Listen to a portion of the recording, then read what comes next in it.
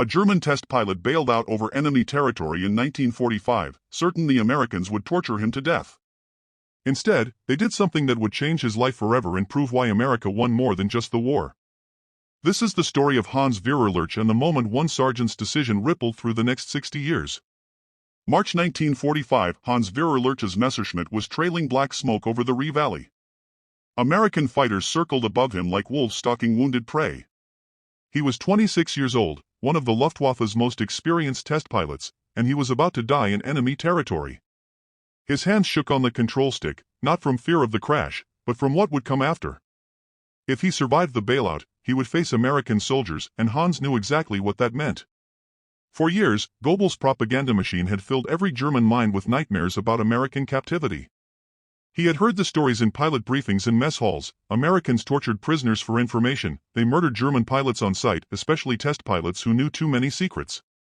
Some stories claimed they handed Luftwaffe prisoners over to the Russians, which was a death sentence.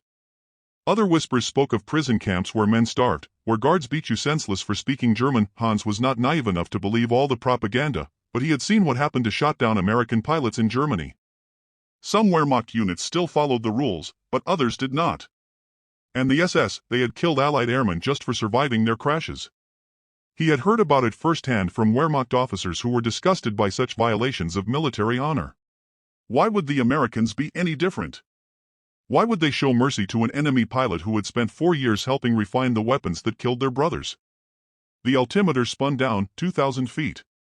500, through his shattered canopy, he could smell burning oil and hydraulic fluid mixing with the cold March air. The fighter that hit him was long gone, probably already radioing his position to ground forces. They would be waiting for him. 1,000 feet. Time to jump or die. Hans grabbed the canopy release with his left hand, his right fumbling with the harness. The metal was slick with his own blood. He had taken shrapnel in his shoulder when the first burst of .50 caliber rounds tore through his cockpit.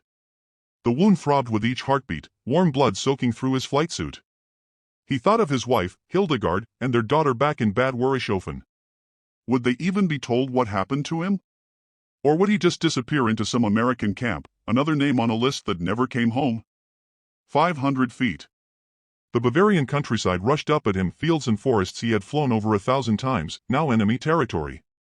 He pulled the release. The canopy tore away. Ice-cold wind blasted his face, stealing his breath.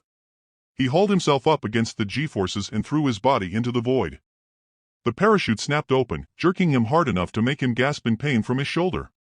Below, his Messerschmitt augured into a farmer's field in a shower of earth and twisted metal. Smoke billowed black against the blue spring sky. 4 years of test flying, hundreds of hours evaluating every fighter the Reich produced, and it ended here, drifting down into enemy hands with nothing but his flight suit and the knowledge in his head. Knowledge the Americans would torture out of him. He could see them now, soldiers running across the field toward his landing spot, rifles raised, jeeps bouncing along dirt roads, kicking up dust. They would be on him in seconds. This was how it ended. Everything his superiors had warned him about was about to come true. But Hans Verer Lurch was about to discover something that would shatter everything he had been told about the enemy. And 30 years later, he would still be trying to understand what happened in the next 60 seconds. Hans hit the ground hard, his injured shoulder exploding in white-hot pain. He collapsed into the dirt, tasting blood and earth, gasping. His parachute dragged him several meters across the muddy field before he managed to slap the quick release with his good hand. The silk deflated like a surrender flag. He lay there for a moment, trying to breathe through the pain. Above him, the sky was impossibly blue, peaceful, indifferent to the war being fought beneath it. He could hear boots pounding closer, American voices shouting words he could not quite make out over the ringing in his ears. This was it, the moment every German pilot dreaded. Hans forced himself to his knees, then to his feet, swaying. His left arm hung useless at his side, blood dripping from his fingertips onto the spring grass. He raised his right hand slowly, palm open, the universal gesture of surrender he had practiced in his mind 100 times but never thought he would actually use. The American soldiers emerged from the tree-line, 5 or 6 of them, United States Army infantry, rifles trained on his chest. They were younger than he expected, farm boys mostly, their faces smudged with dirt and exhaustion. The lead soldier, a sergeant by his stripes, was shouting something, probably ordering him not to move. Hans's legs trembled beneath him. He kept his hand raised, trying to convey with his eyes that he was not a threat, that he was wounded, that he just wanted to survive the next 60 seconds. His mouth was too dry to speak. Even if he could find words, his English was terrible. He knew technical aviation terms, but little else. The sergeant approached cautiously, rifle leveled at Hans's head.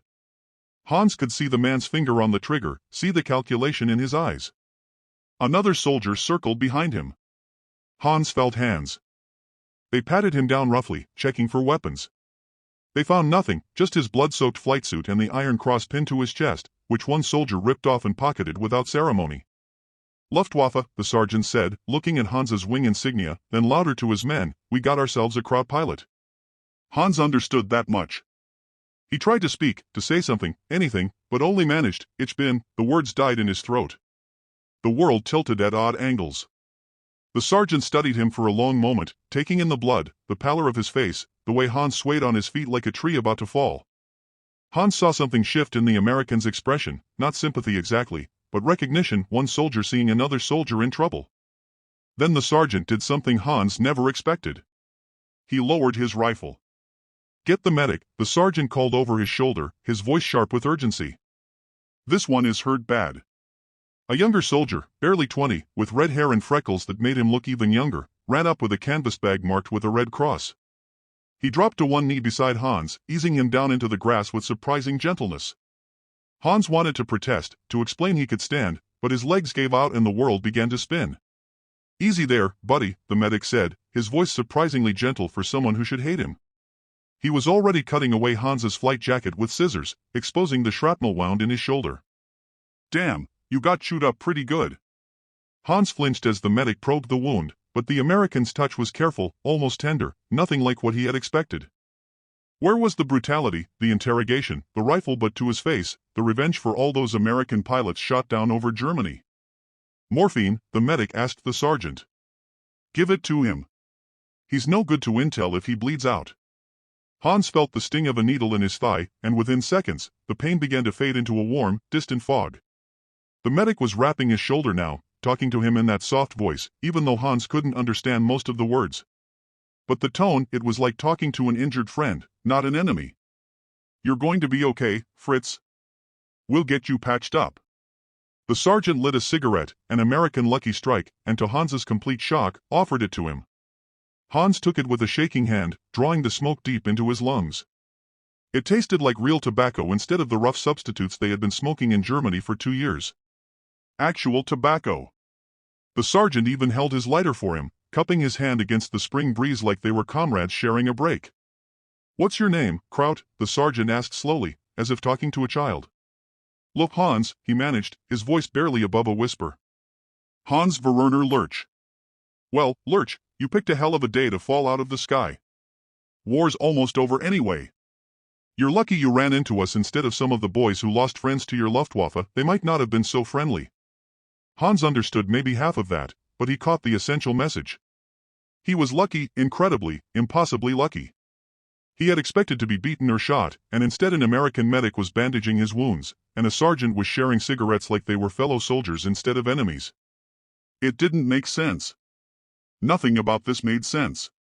"Medic says we got to get him to the aid station," one of the soldiers called out. "Load him in the jeep," the sergeant replied, already moving on to other concerns, treating Hans's capture as routine business rather than a moment for revenge.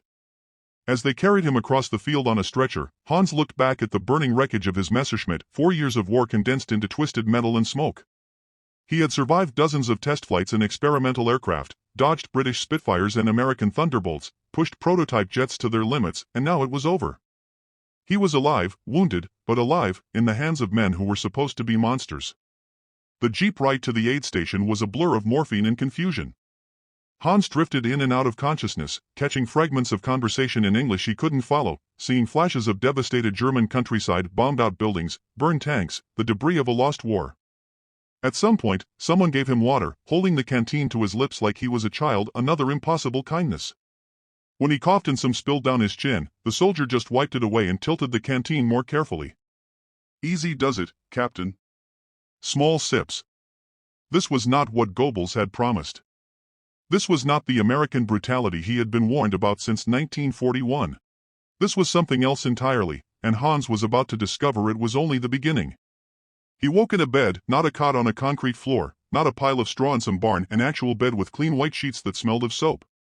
His shoulder had been properly bandaged, the pain reduced to a dull, manageable ache. Sunlight streamed through a real glass window, and somewhere nearby, someone was playing American swing music on a phonograph, Glenn Miller, if he wasn't mistaken. He blinked, trying to orient himself. This was clearly a field hospital, but nothing like the nightmare scenarios he had imagined during the long years of war. The room was clean, organized, staffed by medical personnel who moved with calm efficiency rather than chaos. Other wounded soldiers occupied nearby beds, some American, some German, lying side by side.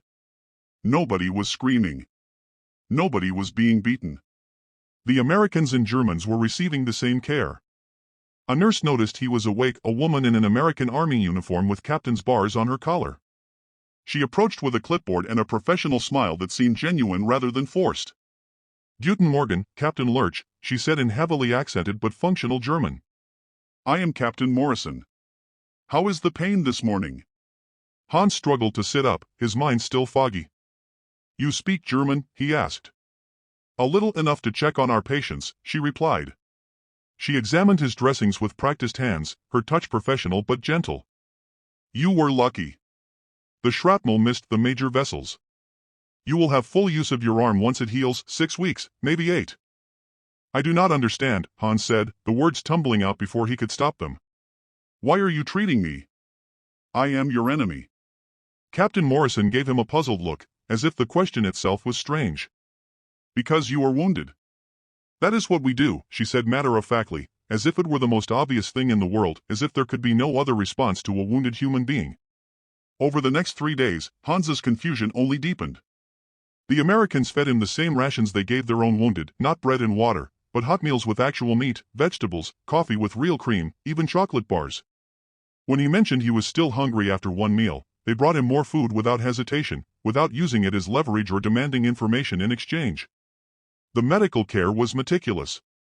A surgeon came by daily to check his wound, changing dressings and watching for infection with the kind of careful attention Hans had not seen in German hospitals for years. They gave him penicillin, that miracle drug the Germans had heard about but rarely had access to. Pain medication came regularly, on schedule, not withheld as punishment or leverage. But the biggest shock was how the American staff treated him. Not as an enemy, not even as a prisoner exactly, but as a patient who deserved care. The nurses asked about his comfort. Would he like another blanket? Was the light too bright? Did he need help getting to the latrine? The orderlies helped him wash and dress without shame, cruelty, or mockery. One young private, a kid from Iowa named Miller with an open, friendly face, even tried to teach him English phrases during his rounds, laughing good-naturedly at Hans's terrible pronunciation. "No, no," Miller would say, grinning, "it's thank you, not thank you. You gotta make the th sound, see?" He'd stick his tongue between his teeth to demonstrate, looking ridiculous but patient. Hans tried it, failed miserably, and Miller just laughed and patted his good shoulder. "We'll work on it, Captain. You've got time. War's almost over anyway." This casual friendship bewildered Hans most of all. Miller was 19, had probably lost friends to German fighters, had every reason to hate Luftwaffe pilots, yet here he was, treating Hans like a comrade instead of a murderer. Where was the hatred? The desire for revenge? The anger at what Germany had done? On his 4th day in the hospital, a United States Army Air Force officer arrived, a major named Patterson, maybe 40, with graying hair and intelligent eyes that seemed to see everything. He pulled up a chair beside Hans's bed, moving slowly and deliberately, like someone who had all the time in the world. He opened a folder filled with papers. "Captain Lurch," he said in perfect, unaccented German, "I understand you are a test pilot for the Luftwaffe, quite an experienced one from what we have gathered." Hans's heart sank. Here it comes, he thought. The interrogation, the pressure, the threats, the moment when the mask of kindness would fall away. "Yes, sir," he said carefully. "I was assigned to the Air Pro Bundelen, the test centers." Patterson nodded, studying the papers. "The Reich's aircraft evaluation facilities. You've evaluated most of the Luftwaffe's fighters, I imagine. The Me-262s, the jets."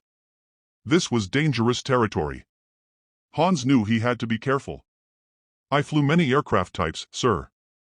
It was my assignment." I'm sure you did, Patterson said, leaning back, his tone conversational rather than accusatory, like they were two colleagues discussing work. Here's the thing, Captain. The war is almost over. Everyone with eyes can see it. Germany is finished. The question now isn't who wins, we know that answer. The question is what happens next? What happens to men like you? Jets, rocket planes, experimental designs, fascinating machines. But we need someone who understands these aircraft to help us evaluate them properly. Someone with real experience, not just technical manuals and guesswork. Hans stared at him, not quite believing what he was hearing. You want me to help you? I want you to do what you've always done, Patterson said. Fly and evaluate aircraft, except now you'd be doing it for us instead of the Luftwaffe. Patterson smiled, though it didn't quite reach his eyes. The alternative is sitting in a POW camp until the war officially ends, then getting shipped home to whatever's left of Germany. Your choice. It wasn't really a choice, and Patterson knew it. But what stunned Hans was the offer itself. The Americans weren't torturing him, they were proposing a job. They were acknowledging his expertise. Why would you trust me? Hans asked, genuinely confused. Who said anything about trust? Patterson's smile widened. You'll be watched, armed guards, restricted areas. But we need your skills. And frankly, Captain, you've got nowhere else to go. Hans thought about Hildegard and his daughter, about the ruins of Germany, and then about what he loved most, flying. The Americans were offering him a chance to keep doing what he was born to do. I will help you, he said quietly. Patterson stood and offered his hand.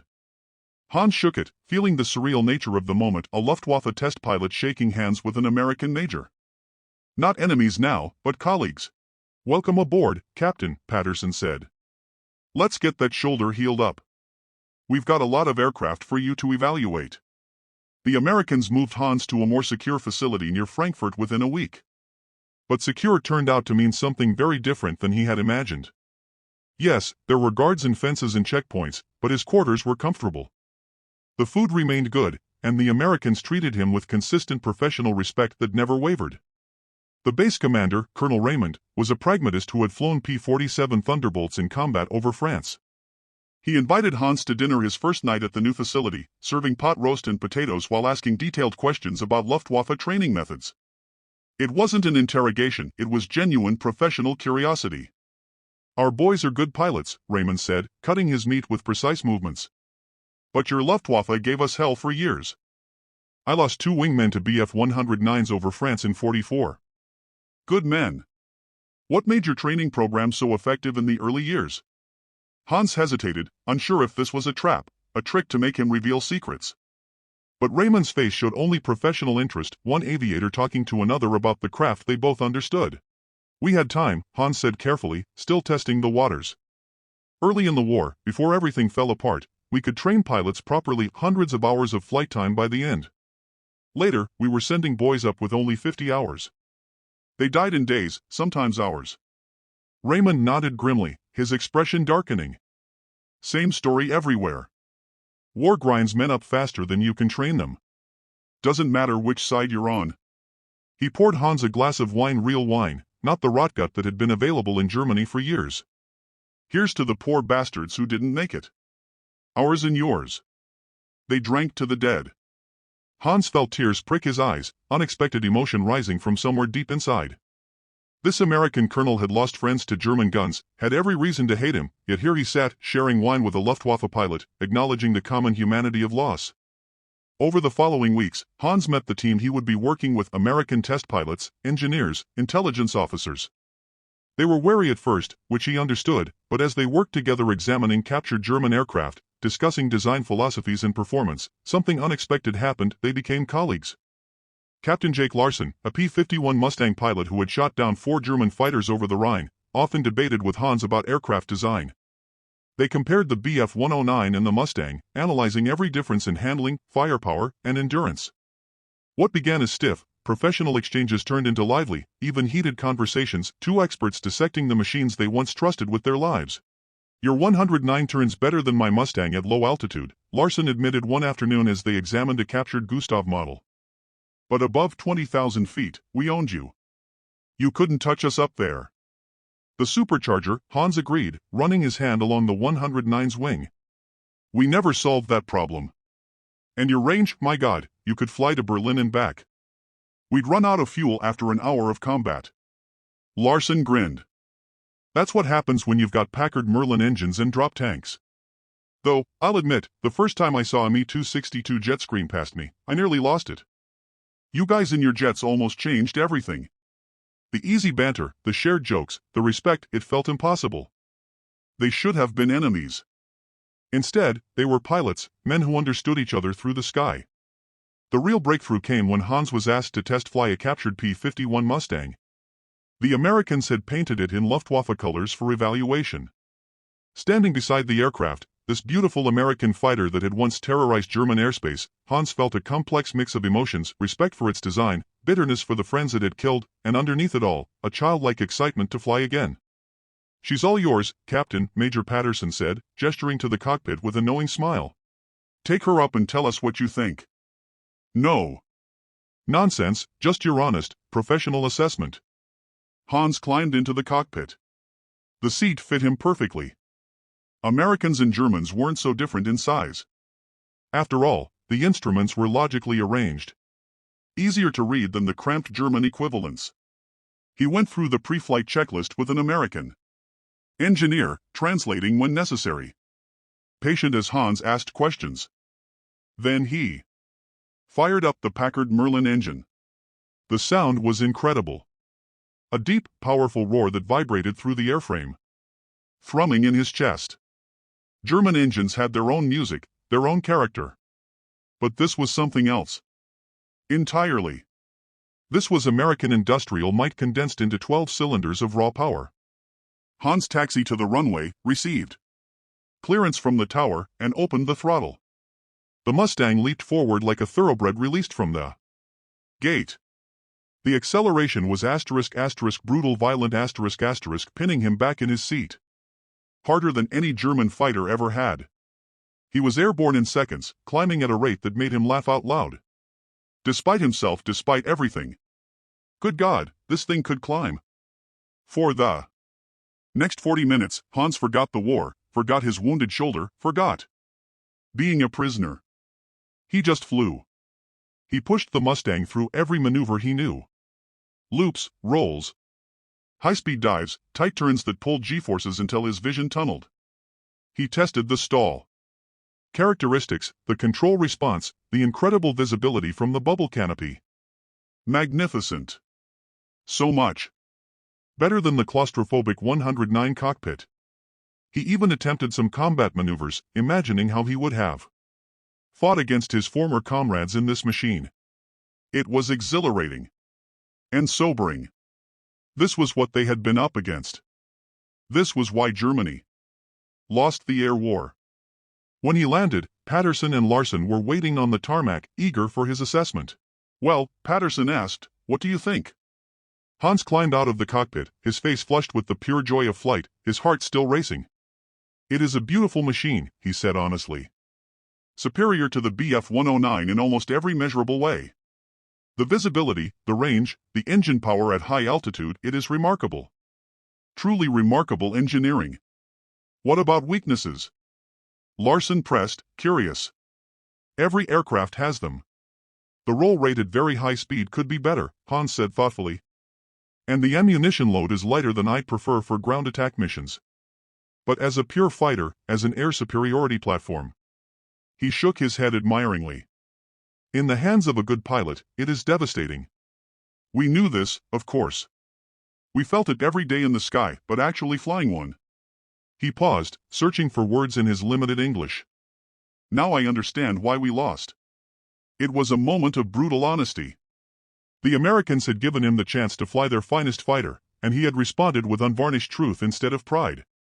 In that moment, something fundamental shifted. He was no longer just a prisoner helping his captors, he was a test pilot doing what test pilots do, evaluating aircraft objectively, without national bias. Over dinner that night in the officers' mess, the walls came down even further. Larson produced a photo of his girlfriend back in Michigan, showing it around with obvious pride. "Sarah," he said softly, "we're getting married when I get home. If I get home on time." She's already threatening to start without me." The other pilots laughed. Another pilot, Lieutenant Morrison, pulled out pictures of his two kids. "Jenny's 7 now. Tommy's 5. Haven't seen them in 18 months. They probably won't even recognize me." Hans felt in his flight suit pocket. They had returned his personal effects after initial processing, and he pulled out his own creased photograph. Hildegard, holding their 3-year-old daughter, both smiling at the camera on some sunny day that felt like another lifetime. "My family," he said simply, his voice thick. The Americans passed it around the table, looking at the photo with the same tenderness they had shown their own. No sneers, no mockery, no jokes about the enemy, just men recognizing that the enemy pilot also had people waiting for him. "Beautiful wife," Morrison said quietly. "Your daughter looks just like her." "She is 3, Hans said, struggling with the English words. She will not remember me if I am gone too long." "You'll get back to them," Larson said firmly. "War's almost done. They're already processing prisoners for repatriation. You'll be home before you know it, telling her stories about the crazy Americans you met." Hans wanted to believe that with every fiber of his being, but more than the promise of home, what struck him most was the compassion in these men's voices. They were not guards and prisoners, not victors and vanquished. They were fathers and husbands, pilots and professionals, understanding each other's fears and hopes across the divide of nationality. That night, lying in his bunk, Hans tried to process everything. Every day brought new proof that the propaganda had been lies. The Americans were not monsters. They were professionals who took their jobs seriously, but never forgot their humanity. They followed rules even when it would have been easier not to. They showed respect to an enemy pilot who had helped kill their friends, not because they were weak, but because they believed in something larger than revenge. This was not mercy born of weakness. This was discipline, conviction, strength. Hans began to question everything he had been told, not just about the war, but about what it meant to have honor. Maybe Germany hadn't lost just to American machines. Maybe they had lost to American values, values that said a wounded enemy deserved care, that a prisoner deserved food, that a test pilot deserved the chance to keep flying. The Americans were showing him something more powerful than any weapon, the possibility that there was a better way to be human, and Hans Verer Lurch, shot down over the Rhine and expecting death, was beginning to believe it. Germany surrendered on May 8, 1945. Hans heard the news in the officers' mess at the base near Frankfurt, surrounded by American pilots who cheered, embraced, and wept with relief. They had survived. The war in Europe was over. Hans sat quietly at his table, processing what this meant. Germany had been completely defeated. His nation lay in ruins. Everything he had fought for had been for nothing, or worse than nothing, given what was now coming to light about the camps, the atrocities, the systematic murder that had been happening while he flew his test missions. But his work with the Americans continued. If anything, it accelerated. With the war officially over, restrictions eased. Hans evaluated dozens of captured German aircraft over the following months, not just fighters, but experimental designs, rocket planes, and jets that had never entered production. His reports were detailed, honest, and invaluable to American engineers trying to understand how German aviation had advanced even in the chaos of defeat. More than technical data, Hans provided context. He explained the design philosophies, the resource constraints, the desperate gambles taken as Germany's situation deteriorated. He told them which projects had been genuinely promising and which were propaganda fantasies, last-ditch hopes with no basis in reality. Then in August, just 3 months after surrender, Major Patterson came to him with a proposal that seemed impossible. "Captain Lurch," Patterson said, sitting across from him in a private office. "We've been impressed with your work. Very impressed. The Navy's test pilot program has authorized me to offer you a position." Hans looked at him blankly. "A position?" "As a civilian contractor, not as a prisoner, as an employee. You'd be released from POW status immediately, granted special immigration status, and allowed to bring your family to the United States." Patterson slid papers across the desk. "It's not charity. We need your expertise as we develop our own jet program. You'd be working alongside our test pilots, evaluating both German and American aircraft, contributing to research that will shape aviation for the next decade." Hans stared at the papers, unable to process what was being offered. "You want me to come to America to stay? We want you to keep doing what you do best, fly and evaluate aircraft. The only difference is you'll be doing it in America, with American citizenship as a possibility down the line, with your family safe and provided for." Patterson leaned back. I won't lie to you. There will be Germans who see this as betrayal. But Germany is going to be occupied and divided for years. Your aviation industry is being dismantled. There won't be any test flying jobs for German pilots for a very long time. This is your chance to keep flying, to support your family, to build a future. Hans thought about it for 3 days. He wrote to Hildegard, explaining the offer as best he could in censored letters. Her response came 2 weeks later. The letter was practical, unflinchingly honest. We have nothing left here, Hans. The house is destroyed. I am living with my parents in one room. There is barely any food. Your daughter asks about you every day, but soon she will not remember your face. If the Americans will take us, we should go. Germany needs time to heal, but we need to survive. In December 1946, Hans Verer Lurch signed the papers. He became one of the first former Luftwaffe officers to work officially for the United States military. He was not unique. Operation Paperclip would bring hundreds of German scientists and engineers to America. But Hans represented something different.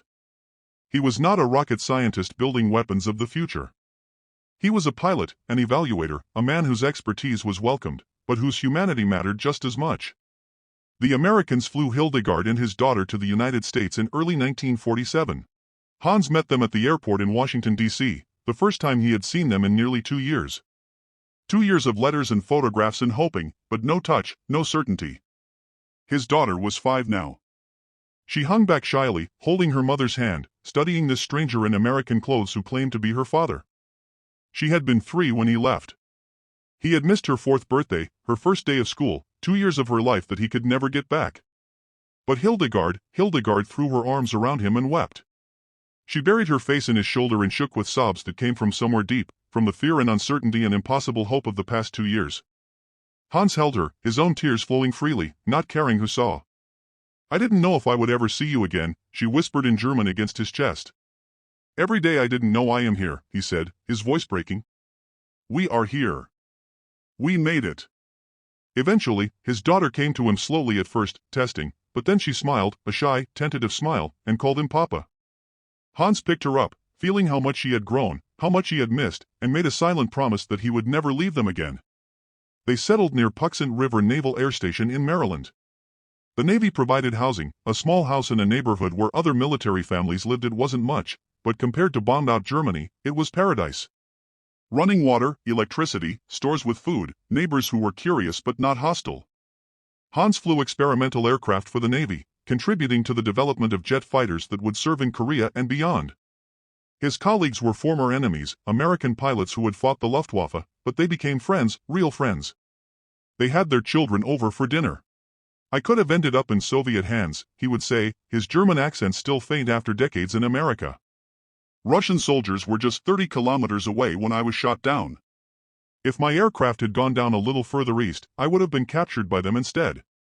He would pause, the weight of that alternate history heavy in his silence. I heard stories from Luftwaffe pilots who ended up in Soviet camps, starvation, forced labor in Siberia. Many did not come back. Those who did, he would shake his head, they were broken men. Instead, I fell into American custody, and they saved my life. Not just physically, they gave me a future when I had no right to expect one. They gave my family a future. That sergeant who lowered his rifle and called for a medic instead of shooting me, I never learned his name. But he changed everything with that one decision. Hans maintained lifelong contact with many of the Americans he worked with during those crucial months. Major Patterson became a lifelong friend, visiting Hans and his family regularly, even after both men retired.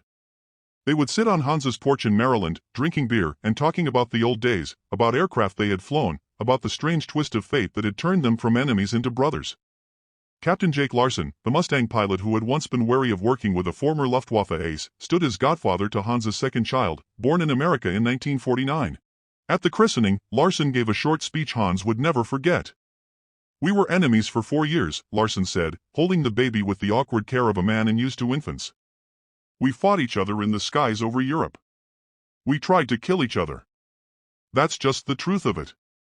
But we've been friends for 4 years now, and I hope we'll be friends for 40 more. I think that says something important about doing things the right way, even in war. Especially in war. The room was quiet after that, Americans and Germans both processing the weight of those words. Then Hans's daughter, now 7 years old and thoroughly American, broke the silence by asking loudly when they could eat cake, and everyone laughed. The moment passed, but Hans never forgot it. He thought often of Larsen's words, doing things the right way, even in war, especially in war. Hans Verer Lurch worked as a test pilot until 1963 when he retired at age 54. By then, he had flown over 150 different aircraft types for 3 air forces, the Luftwaffe, the United States Navy, and later as a civilian contractor for NASA. He had contributed to the development of jet fighters, carrier operations, and early supersonic flight research. The boy from Württemberg, who had started flying gliders in the 1930s, had become a bridge between eras and nations, between enemies and allies, between war and peace. His daughter grew up thoroughly American, attended American schools, and married an American Navy pilot, continuing the family tradition. His grandchildren would be purely American, with only stories and old photographs connecting them to Germany and the war that had shaped their grandfather's life. Yet Hans made sure they knew those stories. He made sure they understood why they mattered. Your grandfather was treated well because Americans believe in certain principles, he would tell them. Even in war, even with enemies who had done terrible things, there are rules. There is dignity. This is what makes America different. Not that Americans are perfect, but that they try to live up to their ideals even when it is difficult. In 1985, a military historian interviewed Hans for an oral history project about test pilots. Near the end, she asked what he had learned from fighting for Germany and then working for America. Hans was quiet for a long moment, gathering his thoughts. At 76, his face was lined with age, his hair white, but his eyes were still sharp, still carrying the intensity of a man who had spent his life pushing machines and himself to their limits. I learned that the values a nation claims to hold are tested not in how it treats its friends but in how it treats its enemies, he said finally. Germany claimed to be superior, claimed to represent civilization and culture. But we treated our enemies and even many of our own people with brutality. America claimed to believe in human dignity and rule of law, and they actually lived up to those claims even when it was inconvenient. He paused, then continued softly. I also learned that showing mercy is not the same as being weak. The Americans who captured me were not soft. They had just won the most destructive war in history. They were strong enough to win, but also disciplined enough to follow their own rules about how prisoners should be treated. That is real strength. That is the kind of strength that builds something lasting. The interviewer pressed, do you think American treatment of prisoners affected the outcome of the war? Hans didn't hesitate. Absolutely. When German soldiers knew they would be treated fairly if they surrendered to Americans, they surrendered more readily in the final months. When German pilots knew they would receive medical care instead of execution, they were less likely to fight to the death. American humanity was a weapon, not in a cynical way, but in a very practical way. It saved American lives by encouraging Germans to give up. He leaned forward, emphasizing his next point. And after the war, it won the peace. Germany became America's ally because Germans remembered how we were treated. We remembered the medical care, the food, the respect. We remembered that America offered us a future instead of revenge. That memory shaped post-war Germany more than any treaty could have. Hans Verer Lurch died on February 13, 2003, at age 84, surrounded by family in his Maryland home. His obituary appeared in aviation magazines around the world, noting his contributions to test aviation and his unique position as a bridge between former enemies. At his funeral, several elderly American pilots attended, men who had fought against the Luftwaffe, then worked alongside Hans and later became his lifelong friends. They stood with Hans's American children and grandchildren, 3 generations who existed because one American sergeant had lowered his rifle and chosen compassion over revenge. One of them, Jake Larsen, now in his 80s himself, spoke at the service. Hans used to say he got shot down over the Rhine and landed in America, Larsen said, his voice still strong despite his age. He meant it literally that day in March 1945 when his messers went down and he parachuted into that field. But he also meant it figuratively. We gave him a chance to become American, not just in citizenship but in spirit, and he took it. He became one of us. Larsen paused, looking at the flag-draped casket. That's what made us win the peace, not just the war. We didn't destroy our enemies, we transformed them into allies. Hans was living proof that it works. Doing the right thing, even when it's hard, even when revenge would feel better, pays dividends for generations. In March 1945, Hans Verer Lurch expected to die, bailing out over enemy territory, wounded and terrified. He had been taught that Americans were brutal, that capture meant torture and death. Instead, he found humanity in the most unexpected place: a sergeant who lowered his rifle and called for help, a medic who bandaged his wounds with gentle hands, officers who recognized his expertise and offered him purpose instead of punishment, and pilots who became colleagues, then friends, then family. Hans lived 58 more years after that moment. He raised a family in the country that had been his enemy. He helped America maintain its air superiority for generations. He became living proof that enemies can become friends. When principles guide actions, when mercy is seen as strength, not weakness, he never forgot the moment that Sergeant lowered his rifle. That split-second decision rippled through 6 decades, changing one man's life, changing his children's lives, changing the world in small but meaningful ways. This was not just one sergeant's kindness. This was American military doctrine honoring the Geneva Convention even when enemies did not. It was a conscious choice to win the peace by transforming rather than destroying. Hans Verer Lurch expected death over the Rhine Valley in 1945. He found humanity instead. And in that humanity, he found a future for himself, for his family, and for the alliance between former enemies that kept peace in Europe for generations. Do you have a family story of World War II? Of prisoners of war, of enemies who became friends, of small acts of kindness that changed everything? Share in the comments below. These human stories remind us why principles matter even in the darkest times. Next week, we'll share another untold story from World War II. Subscribe so you don't miss it.